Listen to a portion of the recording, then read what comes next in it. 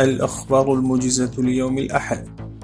نفى الناطق باسم الإمارة الإسلامية المولوي ذبيح الله مجاهد بشدة تقرير وكالة التحقيق الأمريكية المعروف باسم سيجار، التي قالت إن الإمارة الإسلامية تواجه مشكلة أمنية خطيرة، وأن الجماعات المسلحة الأجنبية والتهديدات الداخلية قد تزايدت في أفغانستان. وأضاف مجاهد أن الإمارة الإسلامية لديها سيطرة كاملة على الوضع، ولن تسمح لأي جماعة بجعل أفغانستان غير آمنة أو استخدامها ضد أي طرف.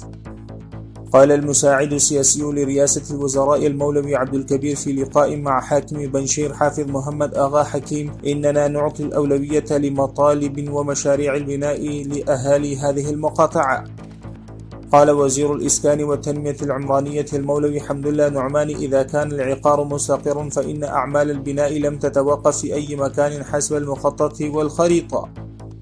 يقول نائب وزير الاقتصاد الدكتور لطيف نظري: يعد تشغيل غرف التبريد أحد الأهداف الرئيسية لإمارة أفغانستان الإسلامية، ونريد ألا تفسد الثمار الطازجة لأبناء وطننا وأن تحفظ في غرف باردة. أبناء الشهداء سعداء بقدوم النظام الإسلامي، ويقولون إنهم يواصلون الآن دراساتهم دون أي خوف أو قلق. حسب تصريحات بلدية كابول، تم إنشاء نظام حضري على جانبي جسر كوتاسنجي ميرويس ميدان، وتم إنشاء مرافق للمواطنين للسفر نتيجة للجهود المستمرة للموظفين. صرحت وزارة الدفاع الوطني تخرج 19 ضابطا من ضباط الشؤون العامة من دورة لمدة شهرين في دائرة العلاقات الاستراتيجية والشؤون العامة بالوزارة.